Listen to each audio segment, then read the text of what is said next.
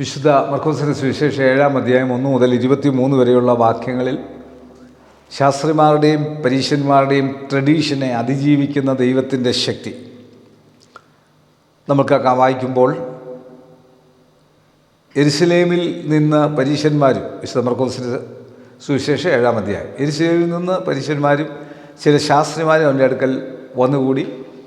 അവൻ്റെ ശിഷ്യന്മാരിൽ ചിലർ ശുദ്ധിയില്ലാത്ത എന്ന് വെച്ചാൽ കഴുകാത്ത കൈ കൊണ്ട് ഭക്ഷണം കഴിക്കുന്നത് അവർ കണ്ടു.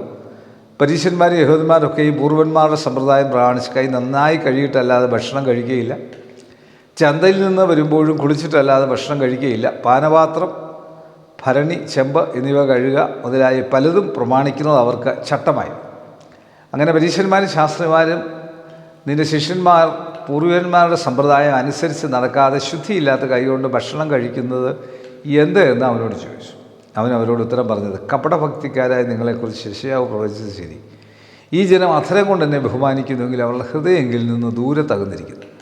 മാനുഷകൽപ്പനകളായ ഉപദേശങ്ങളെ അവർ ഉപദേശിക്കുന്നത് കൊണ്ട് എന്നെ വ്യർത്ഥമായി ഭജിക്കുന്നുവെന്ന് എഴുതിയിരിക്കുന്നത് പോലെ തന്നെ നിങ്ങൾ ദൈവകൽപ്പന വിട്ടുകളഞ്ഞ മനുഷ്യരുടെ സമ്പ്രദായം പ്രമാണിക്കുന്നു.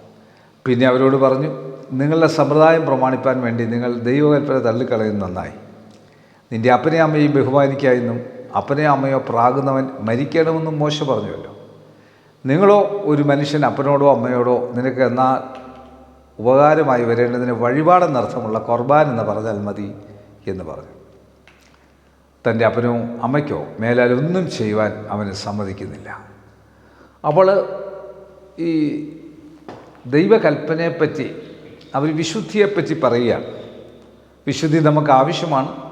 ഈ ലോകത്ത് വിശുദ്ധി ആവശ്യമാണെന്നാൽ വിശുദ്ധി കാണിക്കാൻ വേണ്ടിയുള്ള വിശുദ്ധിയല്ല. മാതാപിതാക്കളെ ബഹുമാനിക്കാതെ എന്ത് വിശുദ്ധിയാണ് ലോകത്തിലുള്ളത്? അവരെ ആദരിക്കാതെ എന്ത് വിശുദ്ധിയാണ് ഉള്ളത്? പ്രായമുള്ളവരെ ബഹുമാനിക്കാത്ത എന്ത് വിശുദ്ധിയാണ് നമ്മുടെ ഉള്ളത്? മറ്റുള്ളവരെ ബഹുമാനിക്കാത്ത എന്ത് വിശുദ്ധിയാണ് നമ്മൾക്കുള്ളത്? അതുകൊണ്ട് അപ്രകാരമുള്ള കപട നാട്യം കൊണ്ട് നമ്മൾക്ക് നിലനിൽക്കുവാൻ സാധിക്കുകയില്ല. ശാസ്ത്രിമാരുടെയും പരീശന്മാരുടെയും ഇപ്രകാരമുള്ള ഉപദേശങ്ങളെ കർത്താവ് നിശ്ചിതമായി വിമർശിക്കുകയാണ്.